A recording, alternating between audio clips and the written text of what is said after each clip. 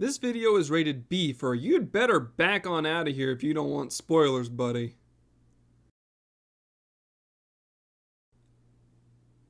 History and prophecy are fickle things. There are many aspects about this world we still have yet to understand, and some of them we may never have a complete working knowledge on. This gathering of information is made even harder when you bring up the addition of a species that was never from this world to begin with. To that end, let us come together today and do our best to understand the once alien, now sibling of our world. Let us discuss dragons. The origin or beginning of dragons has two stories. The first is a sort of fairy tale. It states that, of the 12 deities, Althic, god of time, and Nimia, goddess of fate, came together and created the waters of Eorzea. When Eorzea was filled with proud lakes, the dragon Megardzumer rose from the greatest of them all. After he came into being, Althic and Nimia bade him remain in Silvertear Falls as its guardian, since the lake proved to be an enormous source of natural aether. While colorful, if you told a dragon this story, they likely would have a laugh or roll their eyes at you. Unfortunately, their true origin is far more dire and desperate than the mythos involving the 12. The father of dragons is indeed the guardian of Silvertear Falls, but he became so under much more tragic circumstances. The Dragonkin would regale you with what they say is the true story. That Megardzumer, father of dragons, flew tirelessly through the blackness between stars with several unhatched eggs in tow. He had run from a devastating war that had seen his star, his world, ravaged beyond recognition and facing potential annihilation. In his exhaustion, he found Hydaelyn, shining brightly in the dark like a newborn flame. He landed on our world, weakened from his journey and hoping beyond hope that this could be a home for his soon-to-be hatchlings. It was then he heard the voice of the world, and Hydaelyn stood before him in all her majesty. The Crystal Mother gently asked from where and why this creature had come, and upon hearing the dragon's tale of woe, Hydaelyn wept for him and the innocent eggs he brought. Recognizing his honesty and chivalry, Hydaelyn beseeched Megardzumer to make her lands his so that he might regain his strength. Additionally, she would watch over and bless his children just like her own. In return for this boon, they would enter into a covenant. It's unknown what all the terms of this covenant were, but part of this bond would make Megardzumer the unbiased guardian of Silvertear Falls. Agreeing to these terms, Megardzumer nurtured the 7 eggs in the waters of Silvertear, allowing them to take in the bountiful magic of their new world. From these eggs hatched the first brood, and they were thusly named Hraesvelgr, Ratatoskr, Tiamat, Bahamut, Nidhogg, Vrtra, and Azdaja. This story is consistent since it's the same tale told by all dragons, regardless of age. Some dragons tell the story with pride and joy, seeing themselves as children of Hydaelyn just like all other races. Others tell it with a cold undertone, emphasizing that they're not originally from this world, and as such cannot ever truly bond with the races of this star. It's unknown when in Hydaelyn's history they arrived, but it can be assumed it was extremely early in our star's history. As you all know, the 7 children of Megardzumer went their separate ways and spread throughout the world to learn more, some of them even going beyond and interacting with and assisting our ancestors. Tiamat and Bahamut, finding a deep affection for one another, went south to the continent of Mericidia. Eventually, Hraesvelgr, Nidhogg, and Ratatoskr chose to nest close to their father, making their homes in the northwest corner of Eorzea. Meanwhile, word of Vrtra and Azdaja hasn't been spread for a while, making people ponder what became of them. Unfortunately, Bahamut died in the 3rd Astral Era, with Ratatoskr being murdered in the 6th, and finally Nidhogg was slain in the 7th, leaving only 4 of 7 children remaining in the 7th Astral Era. The dragons of the first brood have varied histories in regards to the locations they chose to make their domains. As we discuss the civilizations they became involved in, we'll talk about them individually in much greater detail. But for now, we'll remain focused on the race entire. Biologically, the dragonkin are strange to say the least. They don't follow many established rules that most all creatures of our world do, lending to their alien origins. For instance, the dragons don't need a mate to produce offspring. They do indeed refer to themselves as male or female, but this has been cited to make things simpler for others to understand them better, and out of personal preference. It's unknown how this process starts or what it involves, but a dragon could bear a clutch of eggs regardless of others being around or not, which is why younger dragons only ever refer to having a singular parent. Most all dragons born from these eggs are small and energetic children called dragonettes. The dragonette will remain in this phase of their life for decades, with some claiming to be centuries old. The reason all dragons look so different past this adolescent phase is because of their ability to change their form as they grow throughout their lives.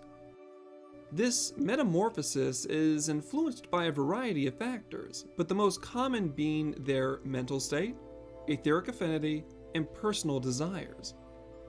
A dragonette that loves flying and is possessed by a strong wind-based aether could mature into a wyvern to better specialize in flight. Likewise, a dragonette that enjoys walking the ground and holds a strong affinity for Earth could lose their wings and become more terrestrial. It's even been seen that dragons that love to craft and build will grow to hold their tools and items with greater precision. However, most common is what is called the balanced form, one that simply sees the dragonette increasing in size and power with more refined draconic features. It's not uncommon for a dragon to go through this change more than once in their life, becoming larger and more specialized in whatever they feel speaks to them, with some even reaching massive sizes. How this metamorphosis happens is unknown, as the dragons don't like to talk about it and they refuse for others to be present when it occurs. But it is believed that they enter a sort of sleep-like trance as they gather aether and stimulate their bodies into these transformations, which would make these moments the times where they're at their most vulnerable. No matter what form a dragon grows to become, it's always what they desired. It's never been known for dragons to become envious of their siblings' appearance, since all dragons mature into what they truly see themselves as. Despite gaining and losing limbs in some cases, they're never to be taken lightly, as all dragons past the dragonette phase are powerful in their own right. While most dragons display their power through overwhelming strength, they're known to possess great control over aether and thus make liberal use of magic. This magic is mostly seen in the various elemental breath attacks all dragons make use of. But a wise dragon can find creative uses for their vast supply of natural aether that is generated by their eyes. Indeed, it's their eyes that are the source of their personal aether, and without them they would perish just like any other creature. That being said, most dragons don't think about their age, they simply see themselves as eternal, existing from one moment to the next. This matches their description on how their memory works. Dragons apparently possess near-perfect memory, with events happening centuries ago being just as real and vivid as the ones that happened in the last few seconds. This is why they can hold such a spiteful grudge and enduring friendship. If you wrong a dragon, they'll desire to match it, as that memory will start to haunt them. Likewise, if you befriend a dragon, they'll always remember the good times they shared with you and the happiness it brought them. This makes most the older dragons more emotionally monotone, as they likely have a collection of good and bad memories all persisting at the same time. Speaking of sharing their thoughts and feelings, we move on to the draconic tongue. They do speak their own language, but it's nothing that could be written down, since the words themselves act as hollow containers bearing their thoughts and emotions. It's more accurate to say they speak not to your ears, but to your mind, allowing you to understand them on a telepathic level.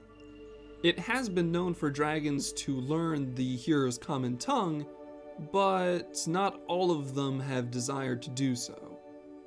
However, this is why their history and knowledge isn't recorded in scrolls or books. Instead, it is recorded in what they call songs. With their unique memory, it's possible for a dragon to memorize many, if not all, of these songs and have a complete knowledge of all things related to their species. Their songs are even known to carry aether in their tune, making them hypnotic sometimes. A commanding song is like a spell that is hard for weaker dragons to ignore and easily affects the Scalekin of our world. Hidden in this strange language is Megardzumer's true original name, a name that only dragons know and dare to speak. Lastly, we'll discuss their relationships with each other and the myriad races of the world.